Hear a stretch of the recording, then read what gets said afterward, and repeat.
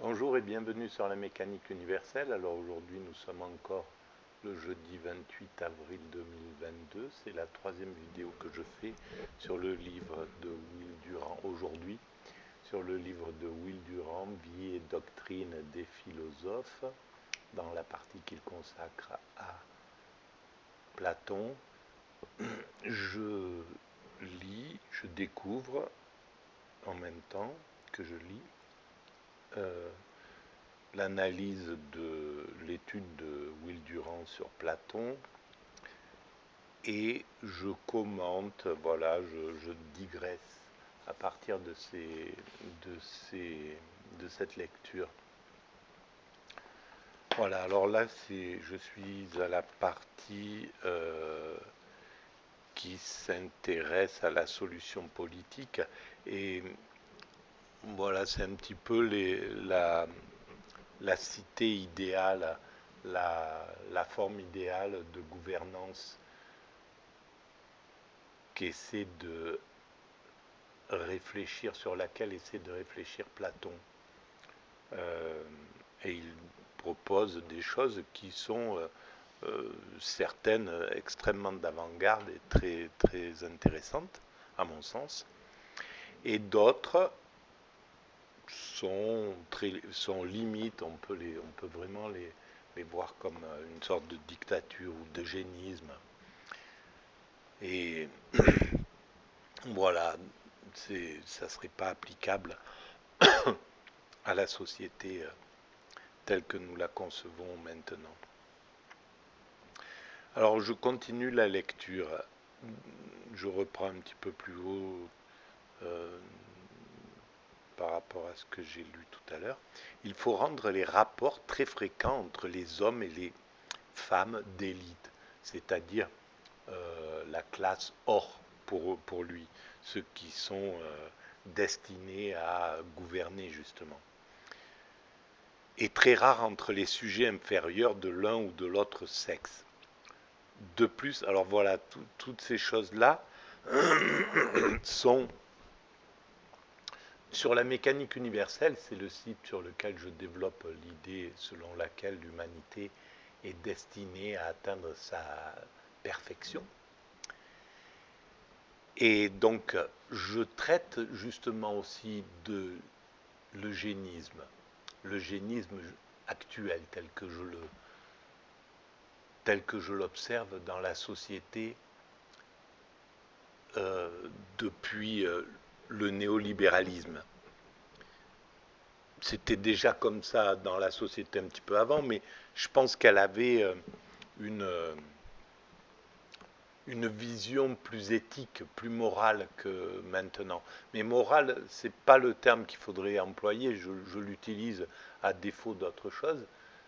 C'est pas une morale religieuse, c'est plus une morale universelle dont je parle, une morale dont pourrait se targuer Camus ou Sartre ou d'autres philosophes qui ont une vision justement universelle des choses et pas forcément spirituelle, liée au spirituel.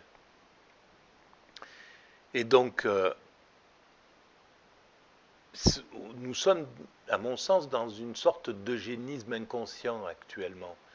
C'est pas un eugénisme déterminé comme ça a été le cas dans certaines dictatures, et même malheureusement, alors bon, on sait avec le nazisme, mais on peut le retrouver dans certaines démocraties. Voilà, dans les années 30, 40, 50, il y a des démocraties qui se sont très très mal comportées avec les peuples autochtones qu'ils avaient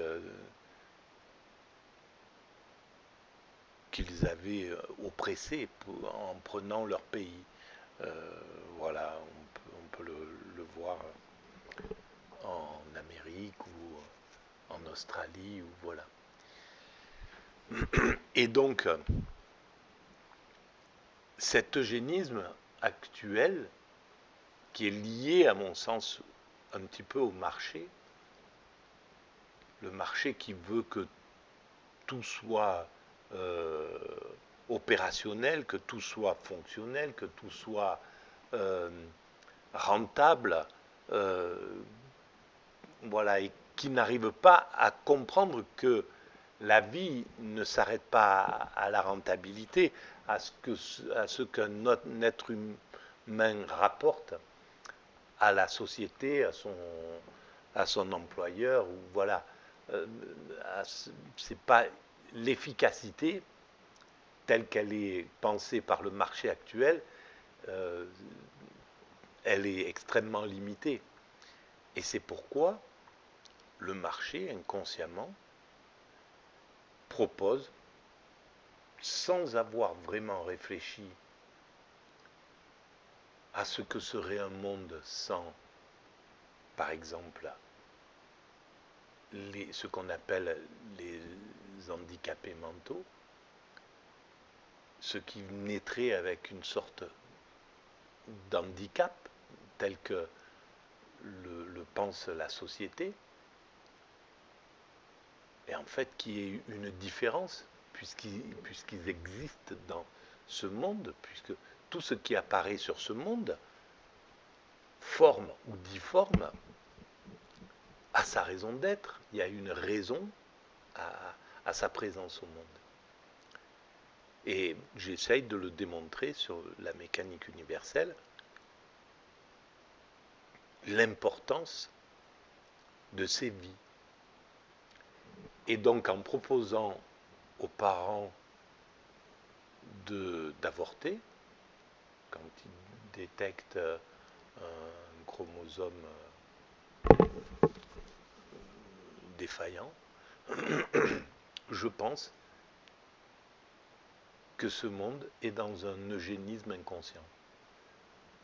Parce qu'on ne peut pas imaginer ce que serait un monde sans ces trisomiques, par exemple. Moi, je ne peux pas l'imaginer. Je trouve qu'il manquerait quelqu'un. Il manquerait des humains. Voilà. Donc, alors, Platon, il veut que les hommes et les femmes d'élite copulent pour faire des enfants, etc., d'élite, parce qu'il est basé sur un système un peu darwinien, justement, où il pense que la loi du sang peut voilà, comme il l'a vu faire par à travers les animaux. Il y avait déjà à son époque une sélection artificielle pour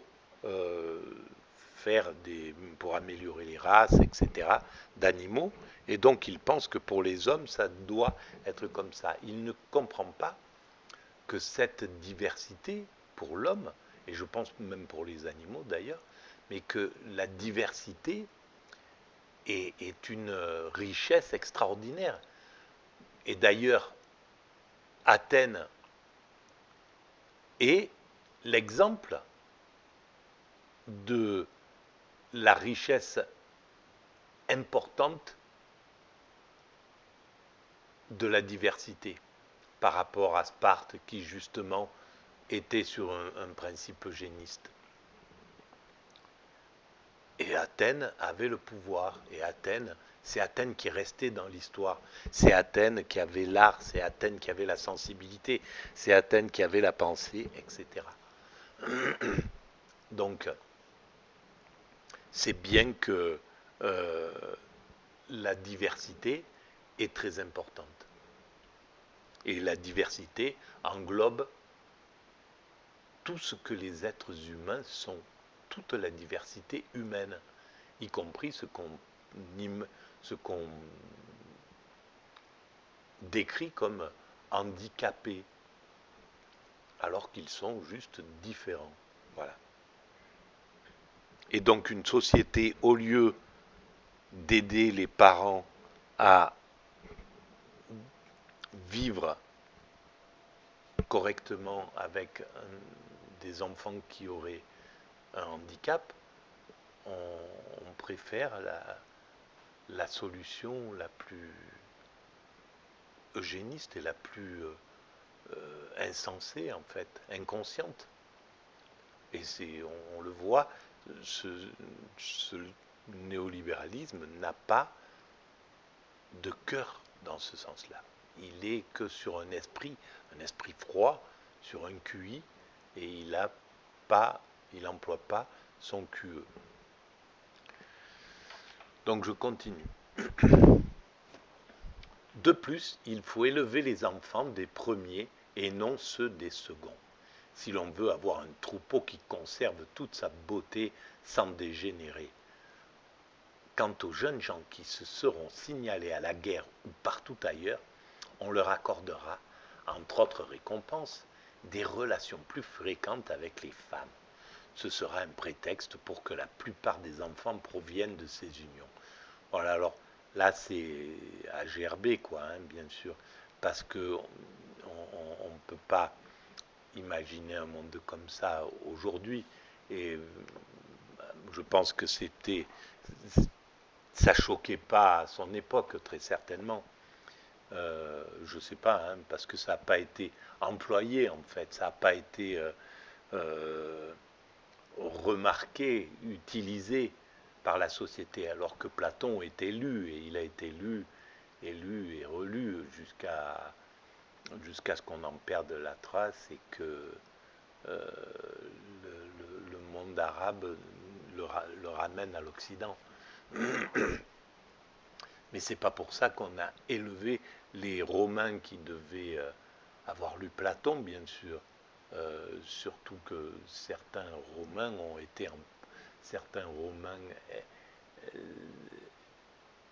certains empereurs romains étaient des philosophes.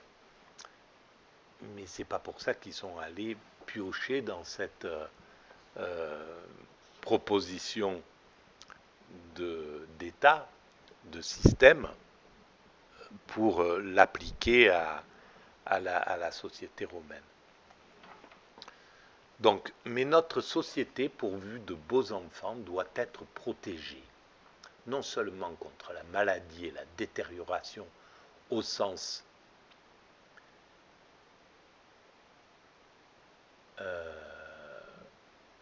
et la détérioration au dedans, mais encore contre les ennemis du dehors.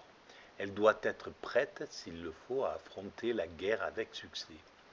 Notre communauté modèle serait naturellement pacifique, car elle proportionnerait le chiffre de sa population à ses moyens de subsistance. Mais des États voisins qui ne sont pas régis par cette loi pourraient bien considérer la prospérité ordonnée de notre utopie comme une invitation au pillage et à l'invasion. Exactement. Alors ça fait, ben voilà, je découvre cette phrase, je découvre ce concept, et c'est encore incroyable parce que, évidemment, dans ma théorie progressiste, ma théorie finaliste, ma théorie téléologique, qui donc essaye de confirmer, essaye d'expliquer, de démontrer que l'humanité est destinée à atteindre sa perfection, l'extase, la sagesse, le bonheur, l'universalité, la paix universelle. Et donc, j'ai dû me poser la question de est-ce qu'une société, une partie de la société humaine pouvait atteindre cet état quand une autre partie ne l'atteindrait pas? Est-ce que l'humanité peut évoluer à plusieurs vitesses et donc qu'une partie de la société arrive à atteindre sa perfection dans laquelle l'homme atteint l'extase, la béatitude, le nirvana? C'est comme ça que je vois la finalité humaine, l'apothéose, le summum de l'humanité. c'est pour atteindre cet état, un état d'extase, voilà, qui est une relation directe avec le principe divin, avec Dieu, avec voilà, le principe créateur de l'univers. Mais voilà, c'est assez compliqué, enfin c'est assez long à expliquer, et on le retrouve sur la mécanique universelle. Et donc, je me suis dit, mais parce qu'il y a des choses qui m'écorchent quand même dans cette... il y a beaucoup de choses qui m'écorchent, mais il y en a une qui est que l'Occident, par exemple, quand il fait les guerres en ce moment, et même dans celle qui est entamée là, ces jours-ci, il a un concept qui est on va vous ramener, il dit à ses ennemis, on va vous ramener au Moyen-Âge. Et c'est ce qu'il fait d'ailleurs. C'est ce qu'il ravage de manière à ramener l'autre société au Moyen-Âge. Et c'est peut-être d'ailleurs ce que sont en train de faire les Russes avec l'Ukraine. Voilà, c'est peut-être qu'il y a même cette intention qu'ils ont pris dans le modèle qu'ils contestent et qui en même temps leur sert d'horizon. Et donc, cette vision me paraît mais complètement insensée, c'est-à-dire qu'il n'arrive pas à comprendre le moindre sens dans l'histoire de l'humanité. C'est une pensée qui ne comprend pas dans quel monde elle vit, à quel moment elle vit, qu'est-ce que c'est que l'humanité, où nous en sommes, qu'est-ce que c'est que l'évolution, pourquoi l'humanité évolue. Enfin, toutes ces questions qui semblent même basiques, les gens qui pensent, qui peuvent dire on va vous ramener au Moyen-Âge, on va vous ramener 200 ans en arrière, etc., on va vous bombarder, on va vous massacrer, etc.,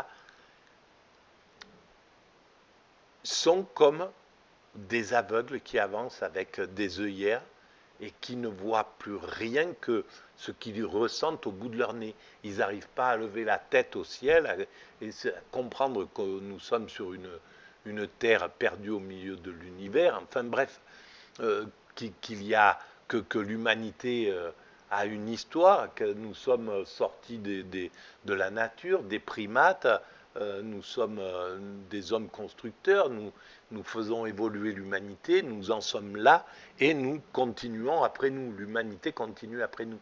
Tout ça, ils n'en tiennent pas compte. Parce qu'en fait, comment pourrait survivre une humanité qui avancerait vers la sensibilité si à côté elle fabrique des, euh, des sauvages, des sauvages au sens péjoratif et, et pas naturel des choses, des criminels, des violents, des guerriers, des revanchards, voilà. Comment une société peut être tranquille en fabriquant des monstres? Et comment une société capitaliste peut laisser se construire des gens dans une telle souffrance qu'ils n'ont que le danger qu'ils engendrent à l'extérieur d'eux-mêmes pour pouvoir s'en sortir? Comment une société comme la société capitaliste peut laisser des millions d'êtres humains sur le bord de la route, à vivre dans un danger permanent, à vivre dans la rue, à vivre dans des petites tentes de rien du tout, à ne pas savoir comment manger, comment vivre, etc., dans une violence la plus extrême? Comment une société humaine peut accepter, comment des dominants peuvent accepter de construire, de laisser des gens dans l'indigence et dans la violence, dans deux mondes aussi complètement différents, quoi. Comment est-ce possible? Et donc l'humanité, elle ne peut pas se permettre de ne pas évoluer totalement en harmonie vers l'extase. Elle ne peut pas arriver dans un monde où une partie n'a pas atteint l'unité, l'universalité, la paix universelle. Et donc que l'ensemble des êtres humains, l'ensemble, ne représente plus un danger pour les autres. Que l'homme ne soit plus un loup pour l'homme, mais pas l'homme, pas un homme, c'est l'ensemble des hommes, l'ensemble de l'humanité qui doit atteindre cet état-là. Et c'est une nécessité, c'est une obligation. Alors je pense qu'il y a un certain moment, les écarts que le néolibéralisme a en plus accentué, qui existaient avant mais qui l'a accentué, vont commencer à se resserrer progressivement pour arriver à faire une humanité à peu près, voilà, où il y a une humanité qui a pas ces écarts, et pour pouvoir aller vers quelque chose de vraiment universel et commun. Voilà. C'est pourquoi, tout en déplorant cette nécessité, nous aurons dans notre classe intermédiaire un nombre suffisant de soldats bien exercés qui, à l'instar des gardiens, mèneront une vie rude et simple, pourvus dans une modeste mesure de bien fournir par leur soutien et leurs ancêtres, c'est-à-dire par le peuple.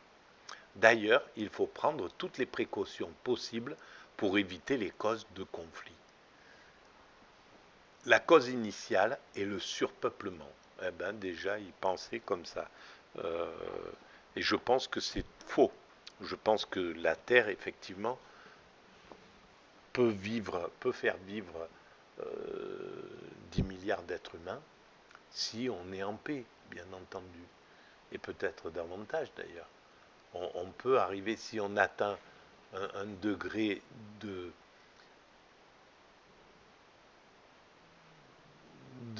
vie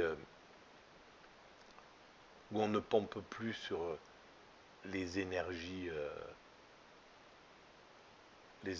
fossiles, par exemple, si on devient euh, parfaitement écologique.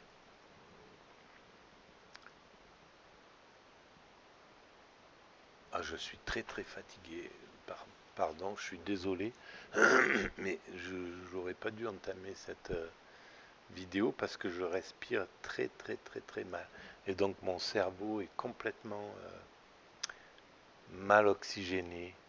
Euh, donc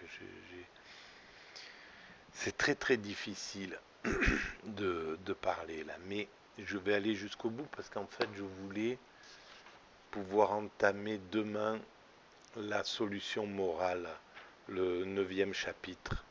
Parce que je veux sortir de ce Platon, là ça fait déjà la 18e vidéo que je fais, et j'en vois pas la fin. Donc,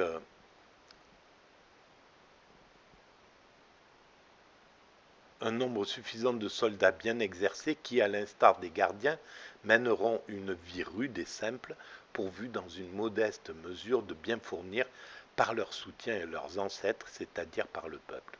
D'ailleurs, il faut prendre toutes les précautions possibles pour éviter les causes de conflit. Donc, il y avait la guerre chaque année quasiment, à l'époque des Grecs, je pense. Et déjà, il y a un désir d'éviter ce genre de choses. D'ailleurs, ça serait intéressant de savoir comment était considérée la guerre, parce que je pense que jusqu'à il n'y a pas très longtemps, c'était quelque chose que chaque jeune gens avait presque comme une seconde nature. Il n'y avait pas 20 ans, il ne se passait pas une génération sans qu'il faille partir à la guerre ou que quelqu'un soit parti à la guerre, etc. Donc je pense qu'il y a quelque chose de cet ordre-là. Alors la cause initiale est le surpeuplement. Voilà, c'était là où j'en étais. Le surpeuplement. Et je pense que si on atteint cet état écologique, cet état de justement de fraternité absolue, où l'homme ne représente plus un danger pour l'homme, donc qu'il soit absolument soigné psychologiquement, puisque nous sommes tous porteurs de pathologies, d'une certaine façon, qui nous rendent plus ou moins agressifs, plus ou moins malveillants avec autrui, voilà, on n'est pas des saints. Et bien là, il faudra être des saints dans cette société-là. Et dans cette société qui arrivera à sa perfection, ce sera une société de saints. Alors pourquoi, je sais pas pour quelle raison nous évoluons vers cet état-là, mais d'après mon analyse, c'est notre destinée. Nous allons vers cet état-là. Et donc à ce moment-là, le peuplement, la Terre peut comporter beaucoup plus de monde si si on est zéro déchet, on pompe rien sur la planète, on restaure tout, voilà, enfin bref, c'est tout à fait possible. La seconde est le commerce extérieur, avec les inévitables querelles qui l'interrompent. Voilà, les inévitables querelles, c'est les guerres. En réalité, la concurrence commerciale est une forme de guerre. La paix n'est qu'un mot. Ah ben voilà, il a tout à fait compris. Et c'est peut-être un des moteurs de la guerre qui est en train de se passer entre les Américains et les Russes. La concurrence commerciale et voilà, régler des problèmes d'ordre politique à travers la guerre. Ce sera donc une bonne précaution que de situer notre état idéal dans l'intérieur du pays de façon à interdire un trop grand développement du commerce avec l'étranger. Voilà, là, ils sont obligés voilà, il était obligé de penser une sorte d'autarcie parce que le monde extérieur représentait un danger dans sa pensée, je pense, par rapport pour la cité idéale telle qu'il la conçoit. Le commerce que facilite le voisinage de la mer, l'appât du gain qu'il présente et les marchands qui l'attirent de toutes parts corrompent les mœurs des habitants, leur donnent un caractère double et frauduleux et bannissent la bonne foi et la cordialité des rapports qu'ils ont, soit entre eux, soit avec les étrangers. C'est écrit dans les lois 707-704. Et bien sûr que c'est ce que nous vivons. La mondialisation, pourquoi elle n'est pas heureuse par rapport à ce que leur chantre promettait. Voilà, en France, c'était les Alain Minck, etc., qui pensaient que nous allons pouvoir faire une mondialisation heureuse. Mais ils n'étaient pas assez philosophes, ils n'étaient pas assez bienveillants, ils étaient tous ces penseurs de la mondialisation néolibérale. Ils n'étaient pas assez bienveillants vers l'ensemble. Ils n'étaient pas assez communistes en somme. Ils n'étaient pas assez socialistes. Ils n'étaient pas assez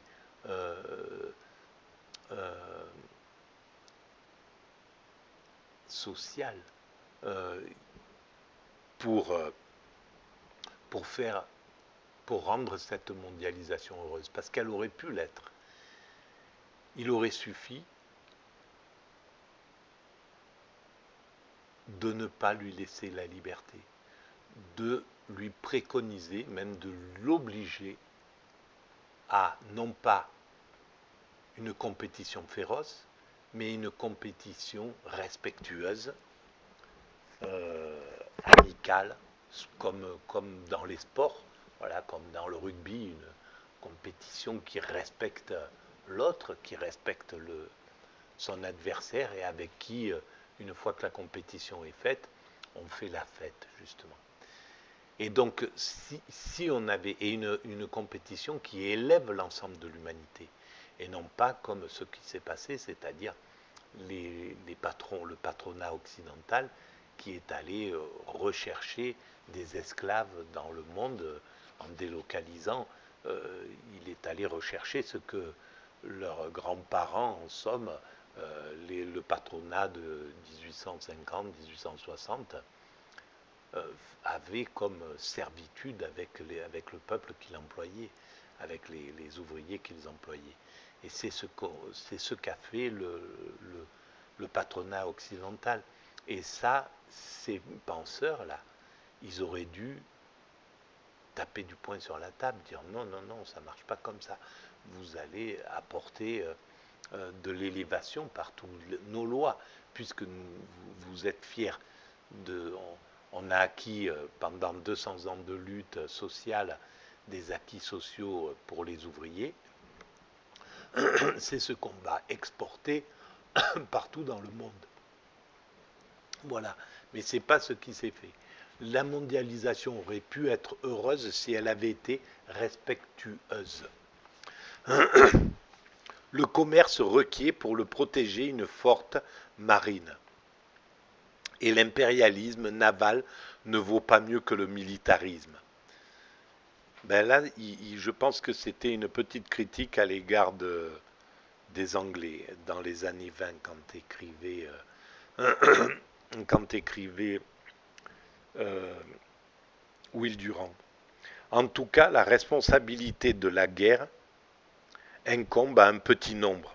Ça, c'est ce que je suis effaré de me rendre compte de ça depuis longtemps, hein, mais bon, là, c'est caractéristique, quoi. C'est quelques êtres humains qui mettent 7 milliards d'êtres humains dans la panade. Ils ne sont pas nombreux, hein. Ils sont peut-être, j'en sais rien, mais entre l'Europe, la Russie,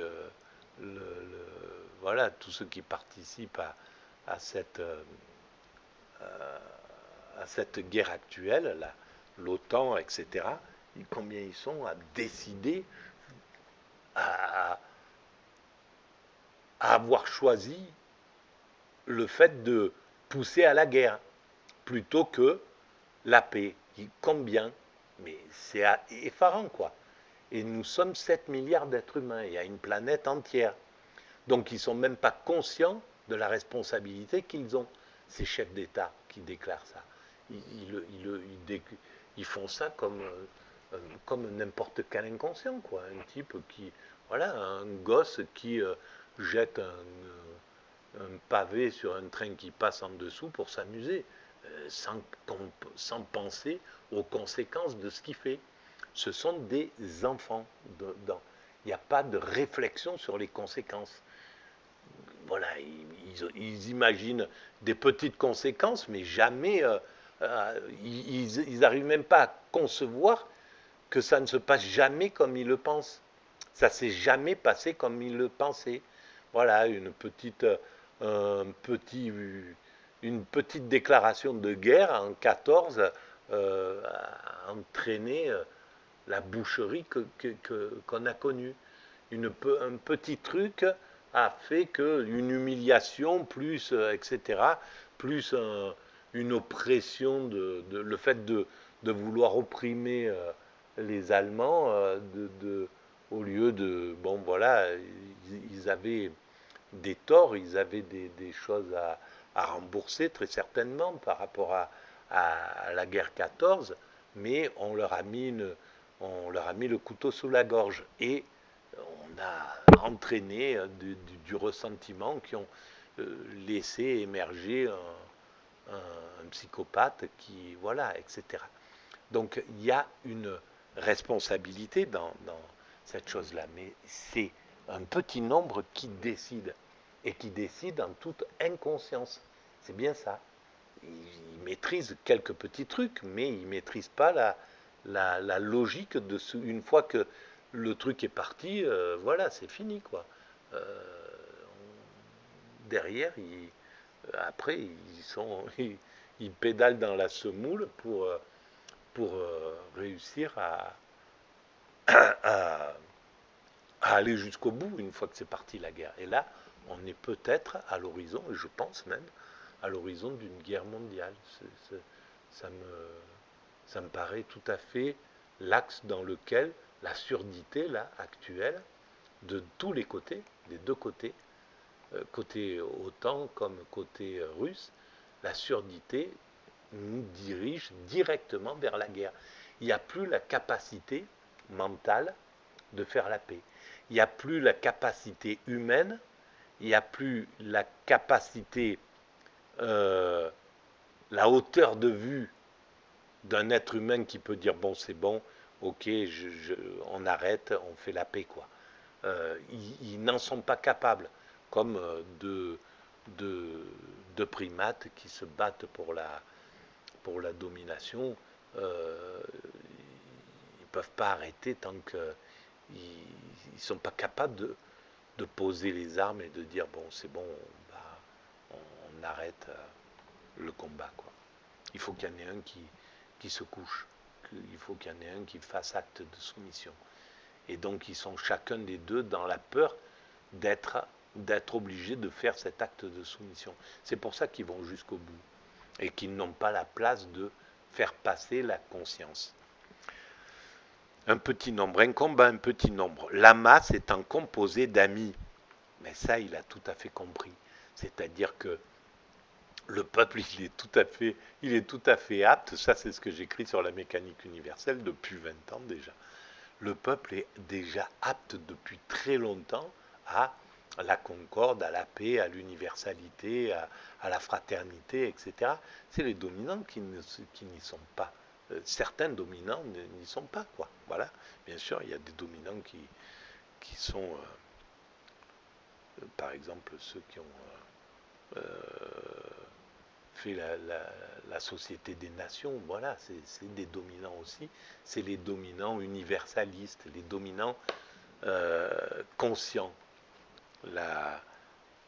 Voilà, dans l'organisation selon Platon, il y a donc les gouvernants, il y a les guerriers, et il y a les penseurs, et il y a les artisans, etc. Il y a les penseurs, ceux qui doivent penser. Les guerres les plus fréquentes sont précisément les plus méprisables. Ce sont les guerres civiles, les guerres de Grecs contre Grecs, que les Grecs forment une ligue pan-hellénique et s'unissent de peur que la race grecque tout entière ne tombe un jour sous le joug des peuples barbares, écrit Platon. Notre édifice aura donc à sa tête un petit nombre, et je pense que c'est ce qui a perdu la Grèce, et je pense que c'est ce qui va perdre peut-être l'Occident. Parce que l'Occident, s'il perd cette bataille, il n'est pas dit que ça ne signe pas son déclin. Et le passage d'une autre puissance, parce qu'on n'aura pas réussi à partager le leadership. Et au lieu de partager le leadership, on a voulu garder ce leadership. Et là, c'est une absurdité, mais monumentale en fait. Parce qu'on n'est plus au temps de la lutte, là. On risque le déclin. Alors que la sagesse aurait voulu que ce partage se fasse entre les grandes puissances, entre les grandes civilisations, les grandes puissances qui sont actuellement à l'œuvre. L'Occident, la Russie, la Chine, le monde arabe, l'Amérique latine, l'Inde, l'Asie, etc. Voilà, un partage du leadership à ce niveau-là. Donc notre édifice aura donc à sa tête un petit nombre de gardiens. Il sera protégé par une nombreuse classe de soldats et d'auxiliaires, et il reposera sur la large base d'une population commerçante, industrielle et agricole. C'est cette dernière classe, la classe économique, qui sera détentrice de la propriété privée, formera des ménages et des familles distinctes. Mais le commerce et l'industrie seront réglementés par les gardiens de façon à éviter la richesse ou la pauvreté individuelle excessive. Et ben voilà, et Rousseau dit la même chose, personne ne doit être assez riche pour se payer notre homme. Voilà, la pauvreté excessive ou la richesse excessive, c'est une erreur. Et là, c'est pour ça que ce monde, euh, ce néolibéralisme est, est régressif, parce qu'il creuse les écarts. Si il est régressif, et la preuve, c'est qu'il creuse les écarts. Un système qui est progressif réduit les écarts. Et depuis des milliers d'années, on réduit progressivement les écarts entre les dominants et les dominés. Et donc, là, c'est tout nouveau qu'on recreuse ces écarts-là. Et je pense qu'il y a eu des moments dans la vie, peut-être dans ce qu'on a appelé les années folles, c'est la même chose. Voilà, et en somme, c'est des années régressives. Alors peut-être qu'elles sont créatrices, c'est possible, mais elles sont aussi régressives au niveau humain. Toute personne qui acquérait plus de 4 fois le chiffre moyen de la fortune des citoyens devrait abandonner le surplus à l'État. Et voilà, c'est ça. Il faudrait laisser une société idéale. C'est très bien de laisser, voilà, comme ces grands Américains, là, Elon Musk, etc., faire des fortunes colossales. Pourquoi pas les laisser monter dans ces fortunes-là, mais leur laisser, leur octroyer une partie de cette fortune parce que c'est des entrepreneurs et donc pour développer d'autres entreprises, etc., etc. Et tout le reste, il revient à l'État. Et celui qui n'en fait rien, on lui prend la majorité. On le laisse jouer à la compétition, à l'accumulation, au grossissement de richesses, mais chaque année, on le dépouille de tout le surplus qui va pour la construction du pays et de l'humanité, quoi. Voilà. Donc là, ça serait intéressant. Et au lieu de le dépouiller, on le lui demande gentiment, mais obligatoirement, et on le félicite de nous d'avoir offert à l'humanité tout ce surplus et d'avoir, voilà, par ses grandes qualités d'entrepreneur, permis la richesse, d'enrichir le trésor public et donc la société. Peut-être l'intérêt sera-t-il prohibé et les bénéfices limités. Le communisme des gardiens est impraticable dans la classe économique. Ce qui caractérise cette classe, c'est la passion du gain et l'instinct de compétition. Quelques nobles âmes ignorent cette fièvre de la lutte pour la fortune, mais elle consume la majorité des hommes. Ils n'ont pas faim et soif de justice ni d'honneur, mais de richesse indéfiniment accrue. Je ne suis pas tout à fait d'accord que c'est la majorité. Je pense que c'est lié vraiment aux dominants. Or, des hommes absorbés, mais des dominants de toutes les classes. Il y en a chez les pauvres et chez les riches. Or, des hommes absorbés dans la poursuite de l'argent sont impropres au gouvernement d'un État, et tout notre plan repose sur l'espoir que si les gardiens gouvernent sagement et mènent une vie simple, l'homme d'argent consentira à leur abandonner le monopole du gouvernement, pourvu qu'on lui laisse le monopole de l'aisance. Oui. En un mot, la société parfaite serait celle où chaque classe et chaque individu accomplirait la tâche à laquelle la nature et les aptitudes les ont le mieux disposés. Évidemment, et là j'ai un chapitre aussi sur ça, parce qu'en fait, voilà, une fois qu'on a trouvé le fil de la pelote de l'évolution, de la réflexion, tout se déroule et les questions sont toutes les mêmes. Elles étaient les mêmes pour Platon il y a 2400 ans, c'est les mêmes aujourd'hui, ça sera encore les mêmes longtemps. Voilà, jusqu'à atteindre l'extase dont je parlais. Et voilà.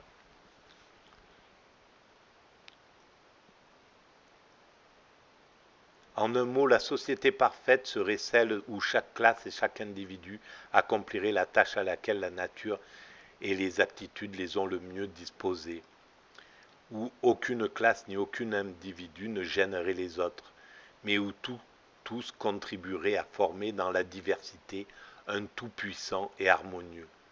Tel serait un état juste. Eh bien, c'est ce que je pense, bon, à quelques correction près, mais pour l'humanité tout entière. Voilà.